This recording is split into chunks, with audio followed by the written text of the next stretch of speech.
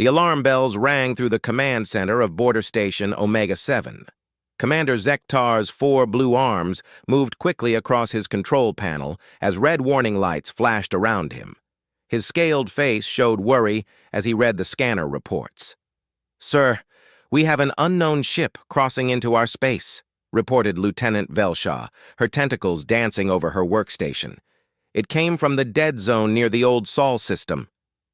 Zektar's large eyes widened. No one went to the Sol system. It had been marked as dangerous for thousands of years. The old record said something bad happened there long ago, but nobody remembered what exactly. "Show me," he commanded. The main screen lit up with scanner data. A massive ship moved through space toward their territory. It was huge, bigger than anything the Empire had ever built. The ship looked strange, too. Instead of the smooth, curved designs the Empire used, this vessel had sharp angles and thick armor plating. "What kind of metal is that?"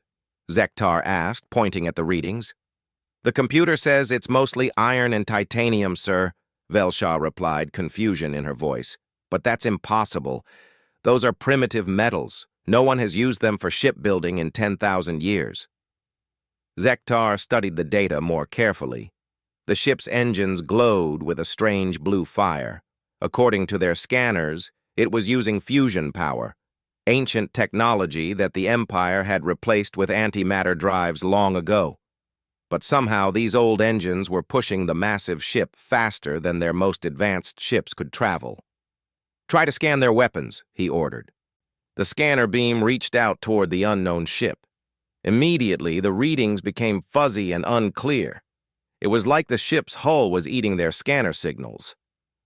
"I can't get a clear reading, sir," Velshaw said, her tentacles moving nervously. "But I'm seeing what looks like kinetic weapons." "Kinetic weapons?" Zektar laughed, but it was not a happy sound. "Who still throws rocks in space? Show me their flight path." The tactical display showed the ship's course.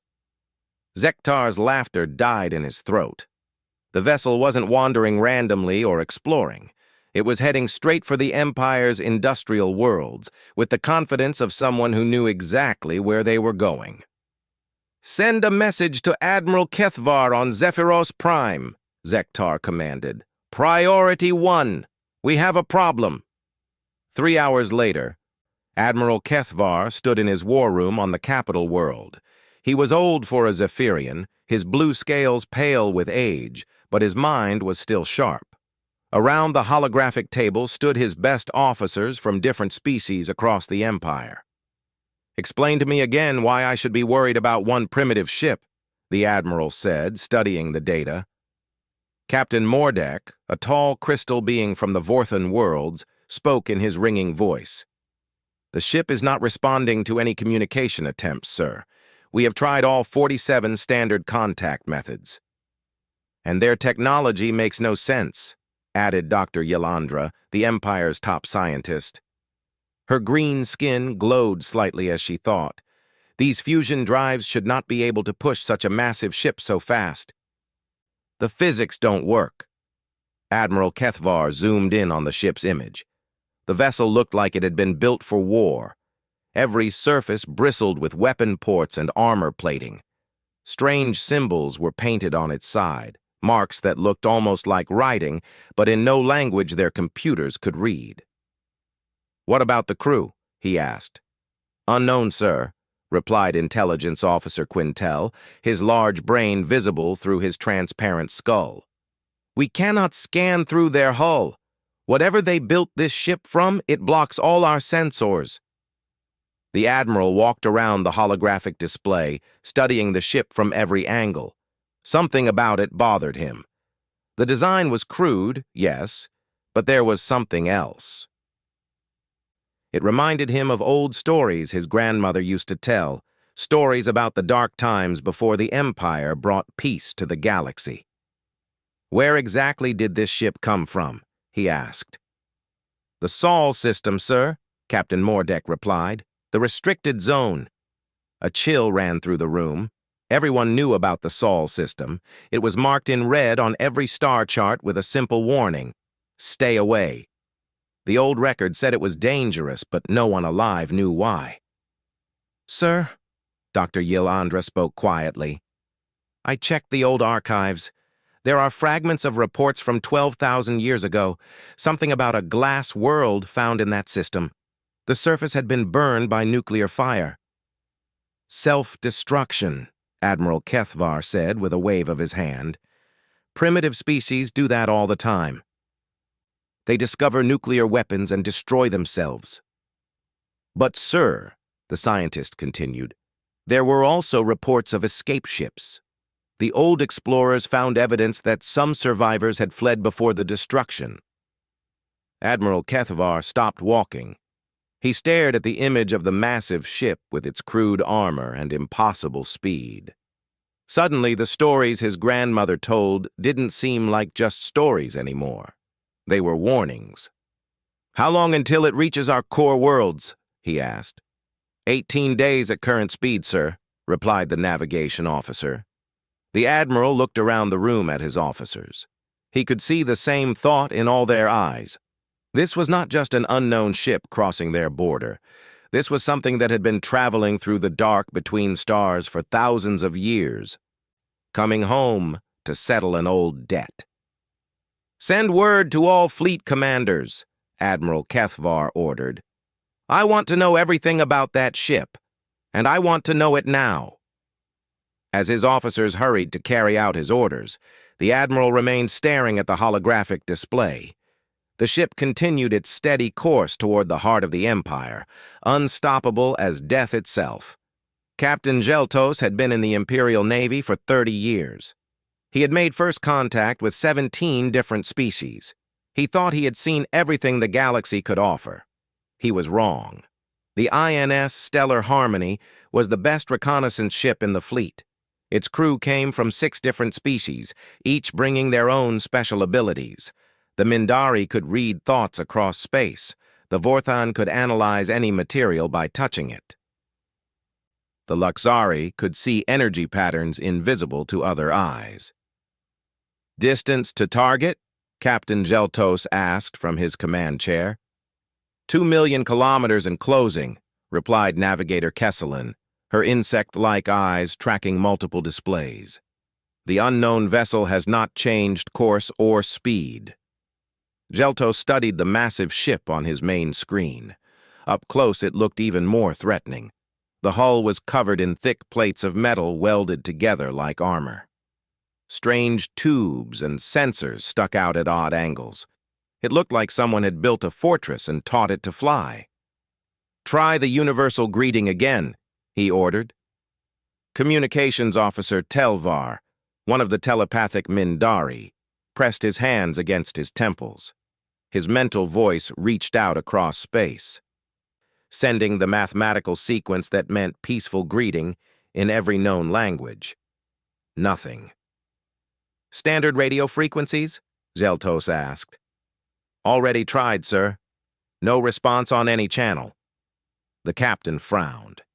In 30 years, he had never met a species that didn't respond to at least one form of communication. "Try light signals. Flash our navigation lights in the friendship pattern." The Stellar Harmony's lights blinked out a simple message. "We come in peace. Please respond." The massive ship continued its steady course as if they didn't exist. "Sir," said Science Officer Nulvar, his crystal body glowing with concern, "their weapon ports are tracking our movement." Geltos looked at the tactical display.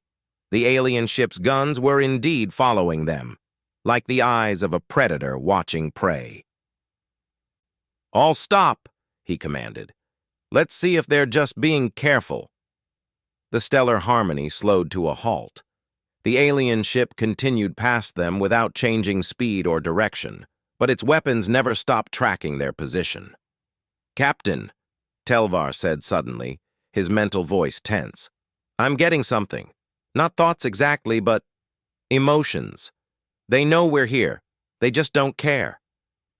"What kind of emotions?" Geltos asked. The Mindari was quiet for a moment, his face pale with concentration. Determination, purpose, and something else. Anger. Very old anger. Zeltos made his decision. Weapons officer, prepare a warning shot. Minimum power. Target their rear sensor array. Lieutenant Colmar, a young Zephyrian, looked nervous. Sir, are you sure? We don't know how they'll react. They're in our space, ignoring our communications and heading for our colonies, Zeltos replied. Standard first contact protocols require a demonstration of capability. Fire. A thin beam of blue plasma shot from the Stellar Harmony's main gun. It was carefully aimed to hit a non-critical system and barely damage it. The shot should have disabled one small sensor and sent a clear message. We can hurt you if we choose to. The plasma beam hit the alien ship's hull and disappeared. It was like shooting at a mirror made of black metal. Not only did the shot not damage anything, it didn't even leave a mark. Sir, Nulvar said, his crystal form flickering with shock. Their hull just absorbed our entire blast. The energy just vanished into their armor. Before Zeltos could respond, the alien ship acted. Along its side, metal plates slid open. Massive gun barrels emerged, each one larger than the Stellar Harmony's main weapon. They rotated with mechanical precision until they pointed directly at the Imperial ship. Evasive maneuvers! Zeltos shouted. The alien guns fired. But instead of energy beams or plasma bolts, they shot chunks of metal. Solid projectiles moving at impossible speeds. The Stellar Harmony's shields were designed to stop energy weapons and exotic particles. They were not prepared for simple, massive objects hitting them at near light speed. The first projectile punched through their forward shields like they weren't there. It smashed into the hull, tearing a hole the size of a shuttle bay. The second round hit their port engine, sending explosions rippling through the ship. The third missed by inches. But the near miss sent shockwaves through their remaining systems. Emergency power to shields! Zeltos ordered as his ship shook apart around him. Return fire! Shields are down. Hull breach on decks 4 through 7, Damage Control Officer Yexta reported. Main engines offline. The alien ship's guns tracked them again, preparing for a second salvo. Zeltos knew his ship couldn't survive another hit. All power to engines! Get us into that asteroid field! The Stellar Harmony limped toward a nearby cluster of space rocks, trailing atmosphere and debris. The alien ship could have easily finished them, but it didn't. It simply watched them flee, then continued on its original course as if nothing had happened. Hidden behind a large asteroid, the crew worked frantically to repair their ship. The damage was terrible. 37 crew members were dead. Their main weapons were destroyed. Their shields were barely functional. Captain, Nulvar said, his crystal body dim with exhaustion. I analyzed the projectiles that hit us. They're just metal. Iron and tungsten, compressed to incredible density. But the speed, they were moving at 12% of light speed. That's impossible, Zeltos replied. No kinetic weapon can achieve those velocities. The math says otherwise, sir. Whoever built that ship, they found a way to make rocks hit like antimatter warheads. Zeltos stared at the scanner display showing the alien vessel moving away from them. In 30 years of service, he had learned to read the capabilities of unknown ships. This one was designed by someone who understood war in ways the Empire had forgotten. Communications. Send a priority message to Admiral Kethvar, he ordered. Tell him we found something that shouldn't exist. A ship that absorbs energy weapons and throws metal fast enough to shatter planets. As the message raced toward the capital, the alien ship continued its steady journey into the heart of the Empire. Its hull showed no damage from their encounter. Its weapons were already reloaded. And somewhere in its massive bulk, a crew that didn't care about peaceful greetings was preparing for whatever came next. The crew of the Stellar Harmony watched it disappear into the distance, each of them thinking the same thing. They had just met something that the Empire's greatest weapons couldn't touch. And it was heading straight for their homeworlds, with the patience of a falling star. The great library of Zephyros Prime had stood for 8,000 years. Its crystal towers held the knowledge of every world in the Empire. Dr. Yilandra had spent most of her life walking its endless halls, but she had never searched for something this important before. "Computer, show me all records from the Sol system," she commanded. The holographic display flickered to life, showing a single file marked in red. When she tried to open it, a warning appeared. "Access restricted. Historical Archives Department only." Dr. Yilandra frowned. She was the head of the Historical Archives Department. Why would files be restricted from her? Override restriction. Authorization Yilandra 779. Override denied. Imperial Council authorization required. That made no sense. She had access to every historical file in the Empire. What was so secret about an empty star system? She tried a different approach. "Computer, search for all references to kinetic weapons in the historical database." Thousands of files appeared. Most were from the early days of the Empire, when primitive species still used metal projectiles. As civilizations advanced, they always switched to energy weapons. It was a natural progression. Energy was cleaner, more efficient, and easier to control. But as she read through the files, she found something strange. Every few hundred years, there were reports of ships using kinetic weapons with impossible velocity. The reports were always dismissed as censor errors or exaggerations from frightened witnesses. "Computer, cross-reference kinetic weapon reports with unknown vessel sightings in the outer territories." A pattern began to emerge. For thousands of years, exploration teams had reported ghost signals in empty space, mathematical sequences embedded in cosmic background radiation, traces of artificial elements that shouldn't exist naturally. All of these reports came from the same general region, the space around the Sol system. Dr. Yilandra felt a chill run through her green skin. "Computer, show me the earliest exploration reports from the Sol system." Access restricted. She sat back in her chair, thinking. If the computer wouldn't show her the files, she would have to find them another way. The Empire had 23 member species, each with their own record-keeping methods. Somewhere in the vast library, there had to be information that wasn't restricted. She walked to the Vorthon section of the library. The crystal people stored memories differently than other species. They didn't use computers or digital files. Instead, they grew crystal matrices that held experiences like living photographs. "Elder Morthak," she called to the ancient Vorthon librarian, "I need to see the oldest memories in your collection." The crystal being's faceted surface sparkled as he considered her request. "That is unusual, Dr. Yilandra. The oldest memories are from the early days of the Empire. They are often unclear and frightening. I need to understand something that happened long ago. Something about a species that used kinetic weapons." Morthak's crystal body grew dim. "Ah, the metal shapers. Yes, we have memories of them. Very old memories. Very sad memories." He led her to a chamber deep in the crystal archives. The walls were lined with memory crystals, each one glowing with stored experiences. Morthak selected one that seemed darker than the others. "This memory comes from Seer Velkrist, who died 400 generations ago. She was part of the first expansion fleet. Be warned. What you will see is not pleasant." Dr. Yilandra placed her hand on the crystal. Immediately, her mind filled with alien memories. She was standing on the bridge of an ancient exploration ship. Through the view screen, she could see a beautiful blue and white planet orbiting a yellow star.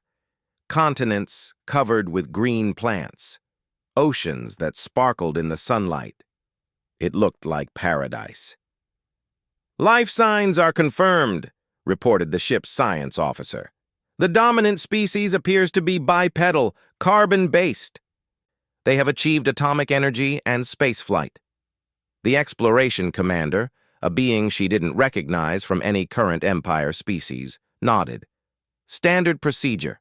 We'll offer them membership in the Galactic Union. If they refuse... The memory jumped forward. Now the beautiful planet was different. The green continents were covered in glass, melted by incredible heat. The oceans boiled. Cities that had once held millions of beings were now craters filled with radioactive sand. The cleansing is complete, the commander reported. The metal shapers have been eliminated. Their resistance was significant. Another jump.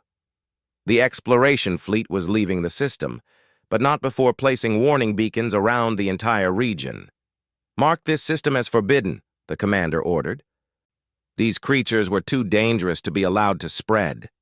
Their weapons technology was primitive but devastating. They split atoms not just for power but for war. They built ships like fortresses and fought like they welcomed death. The memory crystal showed one final image. A small fleet of crude ships escaping the dying planet, heading out into the dark between stars. The exploration fleet could have followed and destroyed them, but they didn't. They were tired of killing. Dr. Yilandra pulled her hand away from the crystal, gasping. The ancient memory faded, but the knowledge remained. The Empire's predecessors had found a species on the third planet of the Sol system. They had tried to conquer it. The species had fought back with weapons that could crack planets. In the end, the planet was destroyed, but some of its people had escaped. "How long ago was this?" she asked Morthak. 12,000 years, the crystal being replied. Give or take a few centuries. Time was measured differently then. Dr. Yilandra ran from the crystal archives back to her own computer terminal. Her hands shook as she calculated orbital mechanics and travel times. If a generation ship had left the Sol system 12,000 years ago, traveling at the speeds possible with primitive technology, where would it be now? The answer made her blood turn cold. Such a ship would have reached the edge of Empire space centuries ago. It would have had time to build colonies, to gather resources, to plan. "Computer, emergency priority message to Admiral Kethvar," she said. "The unknown vessel is not exploring our territory. It's coming home." She attached everything she had found to the message. The crystal memories, the mathematical calculations, the pattern of ghost signals that had been reported for thousands of years. As the message raced toward fleet headquarters, she sat staring at the tactical display showing the alien ship's steady progress toward the Empire's core worlds. Somewhere on that massive vessel were the descendants of the metal shapers, the species that had been thought extinct for 12 millennia. They had spent all that time in the cold dark between stars, growing stronger, building ships, and remembering what had been done to their homeworld. Now they were back, and Dr. Yilandra suspected they had not come to forgive. Deep in the quantum research labs of Zephyros Prime, the Empire's best code breakers worked around the clock. They had captured fragments of radio signals bouncing off cosmic debris, pieces of communication from the mysterious ship. The language was unlike anything they had ever encountered. "Try running it through the historical linguistic database again," ordered Chief Cryptographer Zelanor, his large brain pulsing with concentration. Junior analyst Kepmore manipulated the holographic display, showing sound wave patterns and mathematical structures. "Sir, the grammar is completely alien. It uses word arrangements that follow no logical pattern, and there are sounds that most species cannot even make." "What about the mathematical elements?" Zelanor asked. "That's the strange part, sir. The math is primitive but effective. They use a base 10 counting system, which is unusual. Most advanced species use base 12 or base 16 for efficiency." Suddenly, the computer chimed. A small section of the transmission had been decoded. "UES retribution to Colony Fleet 7. Proceed to coordinates as planned. Remember the New Horizon. Remember them all." Zelanor stared at the translation. "UES, what does that mean?" "Unknown, sir. But retribution suggests they're seeking revenge for something. And this New Horizon? It sounds like the name of a ship. More fragments came through as their computers worked. Slowly, a picture began to form. The massive vessel wasn't just exploring or attacking randomly, it was following a plan that had been 12,000 years in the making. In the Imperial Archives, Dr. Yilandra was having her own breakthrough. Working with the decoded signals, she had found references to other ships. Not just the one that was approaching, but an entire fleet scattered across the galaxy. "Computer, search for any historical records of a ship called New Horizon," she commanded. This time, the computer didn't deny her access. A file appeared, marked with ancient Imperial symbols. The record was brief. Exploration Fleet 7 reports capture of primitive generation ship in outer sector. Vessel designation unknown. Crew of approximately 50,000. Species shows unusual resistance to standard pacification methods. Recommend immediate processing for labor assignment. Dr. Yilandra's green skin turned pale. Processing for labor assignment. That was the old Empire's polite way of saying slavery. She read further. Update. Generation ship crew continues to resist. 17 Imperial guards killed in containment breach. Species shows remarkable physical strength and tactical intelligence. Recommend termination. The final entry was even shorter. New Horizon destroyed during prisoner transport. No survivors. Species designated as unsuitable for Imperial service. But there had been survivors from the planet itself. The crystal memory had shown escape ships fleeing into space. Now Dr. Yilandra understood what was happening. One of those escape ships had found the wreckage of the New Horizon. They had learned what the Empire had done to their people. She pulled up the ship's current position. It was still 12 days away from the nearest Imperial world. But according to the communication fragments, it wasn't alone. Other ships were moving through different sectors, all converging on the Empire's core systems. "Emergency message to Admiral Kethvar," she said again. "The species is called human. They're not here for conquest. They're here for revenge." In his command center, Admiral Kethvar studied the growing pile of intelligence reports. Each piece of information made the situation more terrifying. The humans hadn't spent 12,000 years hiding in the dark. They had been rebuilding, learning, and preparing. "Show me the analysis of their technology," he ordered. His science officer, Dr. Quintel, activated a holographic display. "It's like nothing we've ever seen, sir. They've taken our weaknesses and built weapons specifically to exploit them." The display showed the human ship's armor system. Instead of energy shields that could be overloaded, they used thick layers of metal that absorbed and dispersed energy attacks. Instead of exotic weapons that could be countered with defensive systems, they used simple kinetic projectiles that no shield could stop. "Their entire technology tree is based on a single principle," Dr. Quintel continued. "Maximum effectiveness with minimum complexity. They don't build elegant solutions. They build solutions that cannot fail." "What about their numbers?" Admiral Kethvar asked.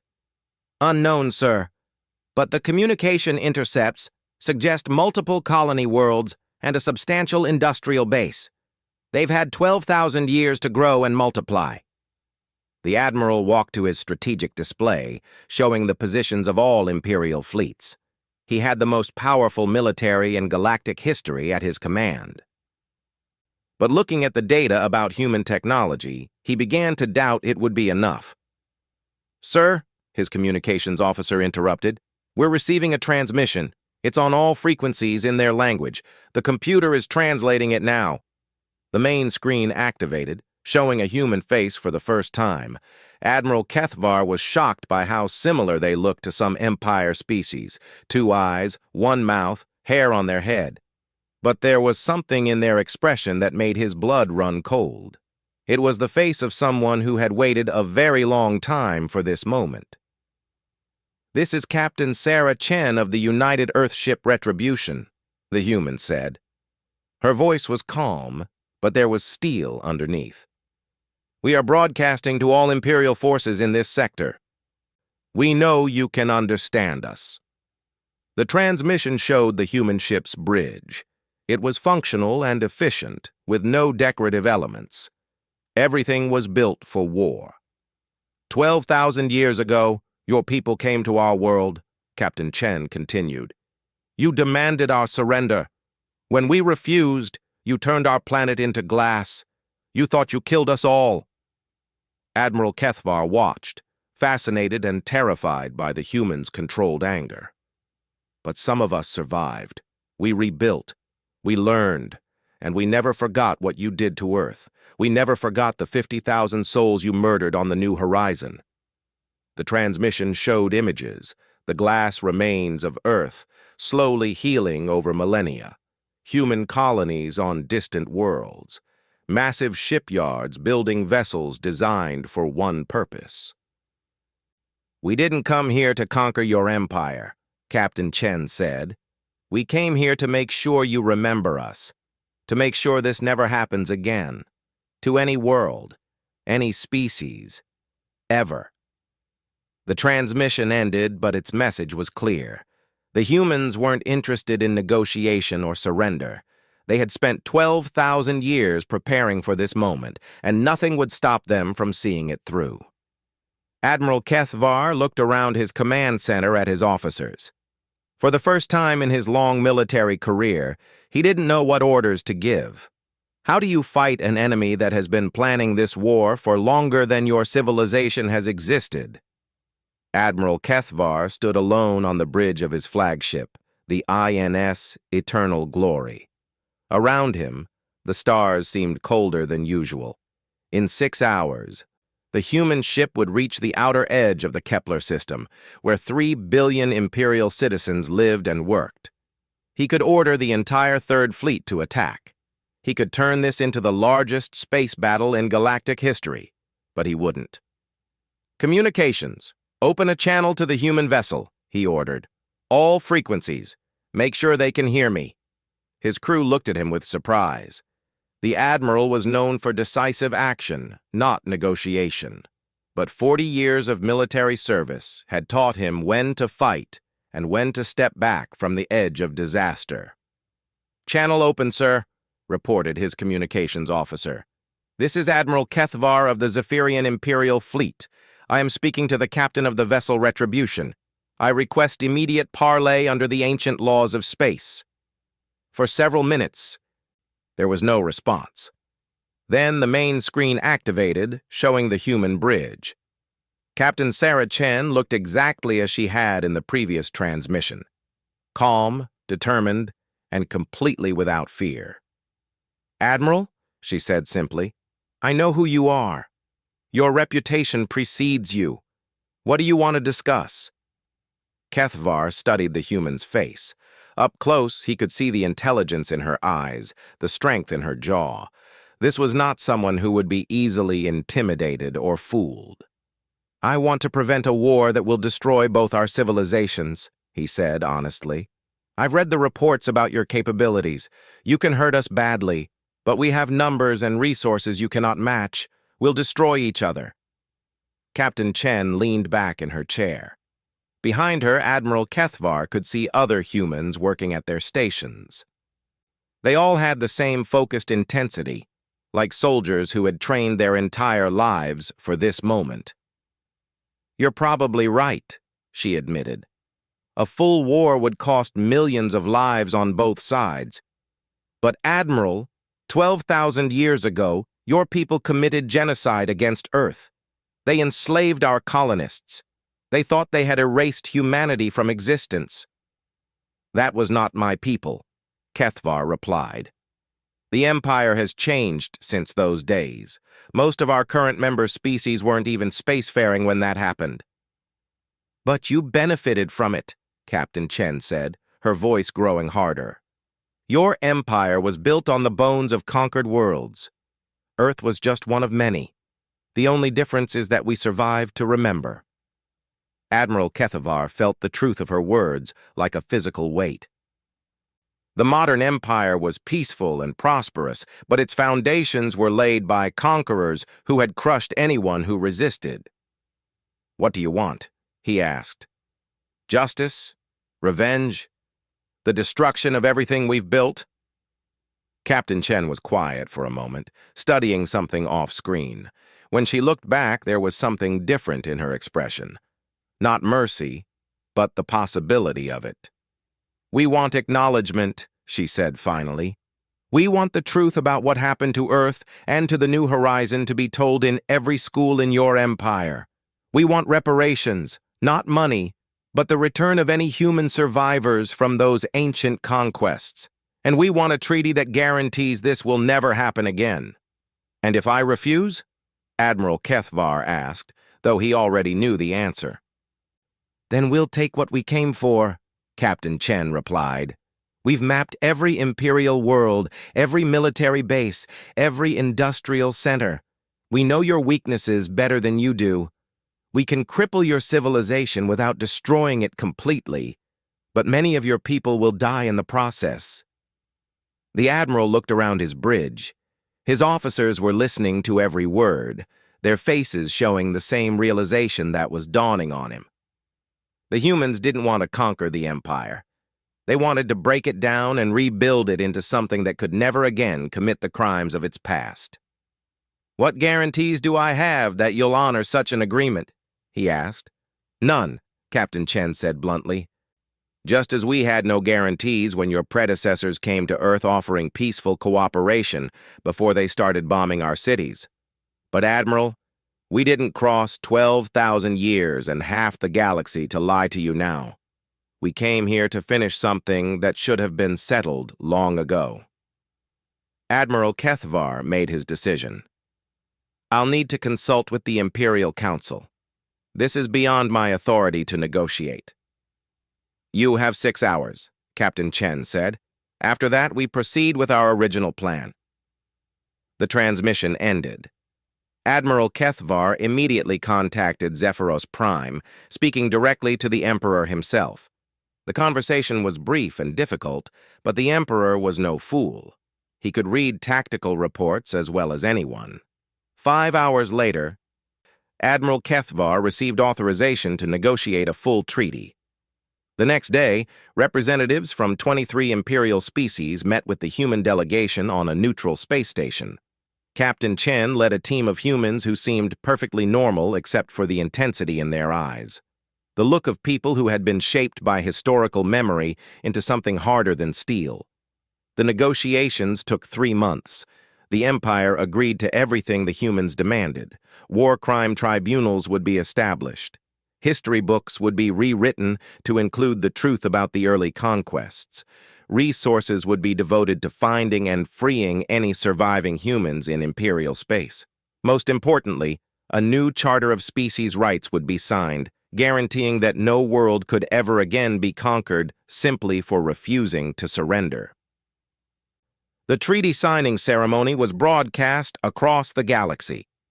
Captain Chen stood beside Emperor Zarthul as they signed the documents that would reshape galactic civilization.